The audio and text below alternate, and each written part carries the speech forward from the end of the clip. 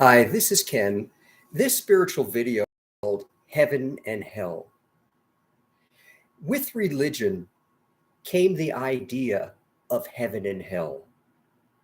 Heaven supposedly is above us, somewhere in the universe, and hell below us, where there's fire and brimstone and a very bad place to spend eternity. But if you go beyond religion, in spirituality, heaven and hell is on earth. It has nothing to do with what we learned from religion where it was located. Hell begins when we are born. It is the acceptance of the beliefs of society as we are socialized to accept all the falsehoods about what life is like. After we are born, our ego, which is everything we learn and accept as true in our life, is born as well. And with it comes our beliefs, our religion from our parents, our prejudices, our fears, our hates, and many other thoughts about what life is supposed to be like. We learn that success in life means to take care of yourself, for the ego's concern is only for what is best for us. It has no concern for what is best for anyone.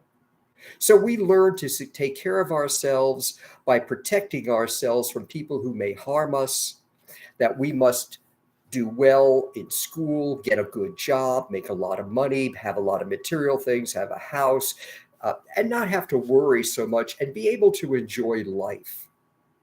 But with all of these things that we learn come a lot of stress and anxiety. There are many who have very little in life, and they have to struggle every day just to get by.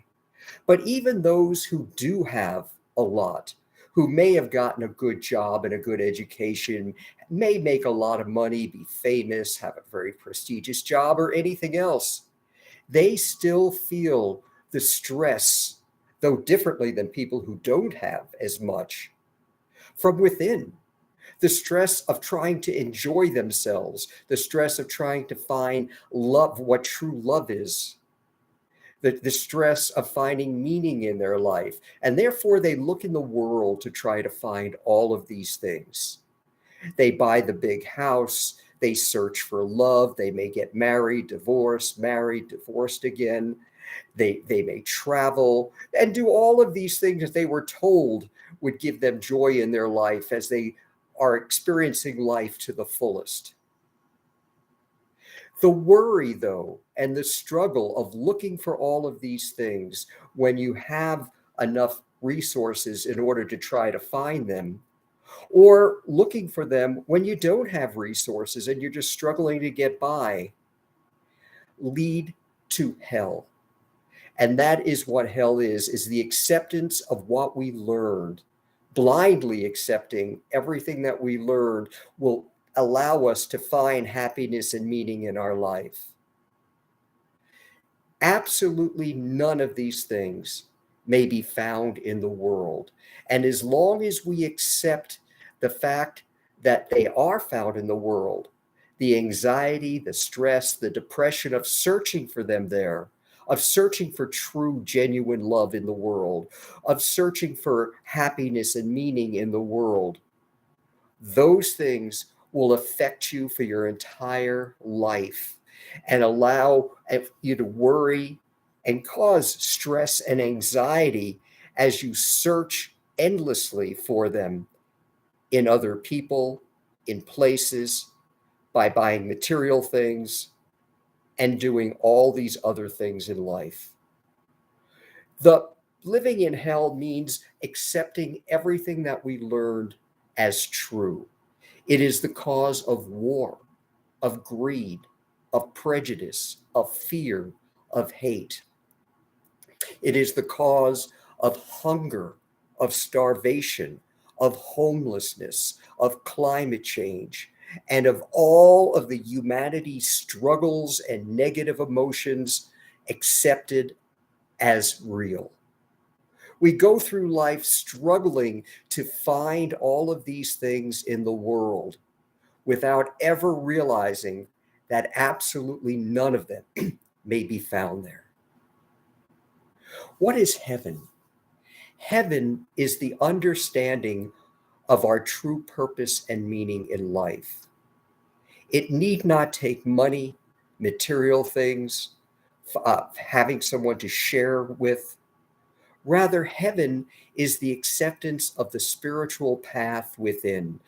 Within every life, beside the ego, is a spirit, a piece of God, our higher self, that also exists and represents unconditional, genuine love, accepted and shared with all others without reason or cause.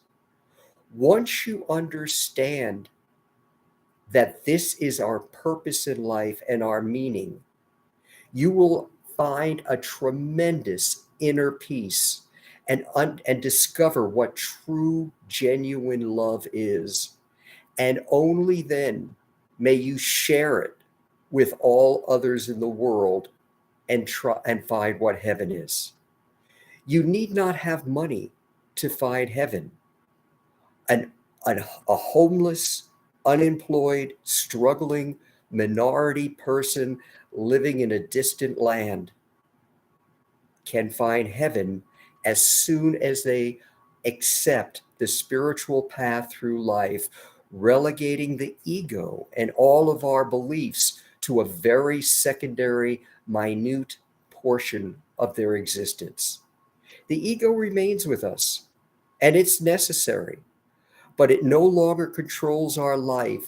And with the acceptance of the spiritual path within, and the peace of God that is within, and understanding that there is a peace of God within each, and only by sharing and uniting our peace of God with the peace of God within all others, and helping each selflessly so they too may discover heaven in their life. Only then may true heaven and inner peace be discovered.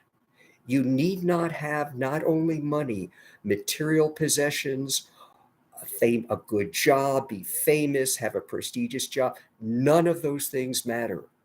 For heaven is discovered once you accept and embrace the spiritual path and share it selflessly with all others. So, heaven and hell, as religious terms, only confuse us because we believe in the religious, very people believe in the religious definition of what heaven and hell is. Spiritually, they exist only on the earth.